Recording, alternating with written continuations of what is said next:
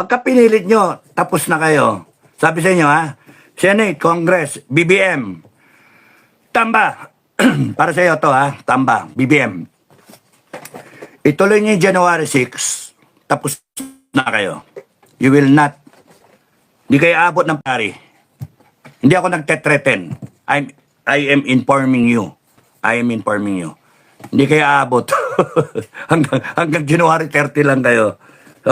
Kayo may kagagawan ng sarili niyong pagbagsak. Hindi ako. I don't even have to lift a finger. I don't even have to say, tara na, ngayon na. Yung hudyat, ngayon na. Wala, I don't even have to do that eh. Because it's the people eh. No? Yung people eh. Kasi yung mangyayari yung the people will unleash yung leader sa bawat isa. Yun ang nakakatakot. When the Filipino people begin to think they are in themselves inherently leaders. Doon kayo matakot. Millions of people thinking at the right time, the right moment, the right season. Parang The Voice, ano? One voice. One voice. Lahat sila thinking, we are leaders. Retired general, 4-star. Tatayo ako. Puta, retired sergeant. Tatayo ako. Puta, ex-cadet. Tatayo ako. Retired engineer, lawyer, teacher, OFW retired, bumalik na rito. 80 years old, 75 years old, nakasaklay na, may tungkod, nirarayuma, tatayo. When that moment comes, they don't need a Captain Dado, a Commander Dado. They don't need the Metran, they don't need the FGF. Magaganyan lang, ano nangyari? Everyone thinking they are all leaders. Thinking that they will stop this stupid nightmare na pinasok ng bansa natin dahil sa mga kagagawan ninyo, hayop kayo. Kami, pasok lang kami to pacify everyone. Hoy, may sa kagagawan ninyo, pilit nyo yung January 6 eh. Pilit nyo. When that comes, you will not last until February. February 1, wala na kayo. Sunog ang Malacanang, sunog ang Congress. Sunog lahat kayo. Tapos tatapahin kayo ng taong bayan. It's going to be a French-type Filipino revolution. It's going to be followed by a cultural Chinese-type Filipino cultural revolution. Two revolutions in one. Pag ipagpipilitan nyo is going to be an American Civil War. American Revolution. North and South. Babaklas ang Mindanao. Mababaklas, sigurado yun. Babaklas ang Mindanao. Visayas, ewan ko sa sasali. No? Sabi siguro ng Visayas, sama kami Mindanao, sama kami. And it's going to be, hindi nyo na maibabalik yon. Republic of Mindanao. Republic of Luzon o Pilipinas. Republic of Bangag. Yun ang mangyari. Republic of Crocodiles. Saan kayo pupunta? The junior officers, nakikita yan. Nakikita yan. Kaya nga sabi sa inyo, they have the benefit of history, they have the benefit of an insurgency, no? Decades of insurgency, they have the benefit of retired upperclassmen, soldiers who has the experience. Huwag nyo na lang ang mga sundalo nating retirado, mga sarhento natin, kahit private yan, corporal, they have something to say. They took part in this shameful history of ours. Nung kausap ko nga yung mga yung mga MNLF, sabi ko, ba't ba kayo nag-aaway ng MI? Ba't kayo nag-aaway? Kita niyo, mamamatay na tayo pare-pareha. Sabi ko, hindi ba pwede ayusin na lang natin to? Ayusin na lang natin to. Pag-usapan na lang natin to. Gusto niya, Jack and Poy na lang eh. Jack and Poy, Pompiang. Gusto niyo pa bang manahin ng mga younger generations ng mga Lim Brothers? Tayong mga Kristiyano, gusto pa ba nating ipamana sa younger generations ng Kristiyano? Hindi ba natin pwedeng sabihin Pilipino na lang tayo lahat? And then umabante tayo. Wag yung abante na congressman. Pucha, lumalawit dila nun eh. Putulin kaya. May nagsuggest putulin daw yung ano, dila. Wag naman. Kawawa naman yun. Kaya nga,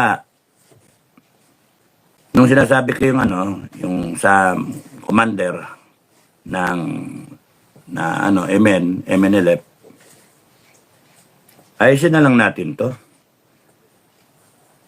Mag-agree na lang tayo na pagka may dayuhan, nilusob tayo, yun ang patayin natin. Pero yung patayin natin yung isa't isa, pares tayong Pilipino, meron naman kayong kultura, meron kaming kultura, meron kayong paniniwala, Muslim kayo, meron kaming Kristiyano, ng Kristiyanong gago nga iba, second collection, third collection. Taragis niya, no? Buti pa to INC tatayo. Yan ang mga pinagmamalaki mo. INC tatayo. Eh yung ano, yung Kristiyano, nasaan kayo? Gusto niyo ipa-impeach si Inday.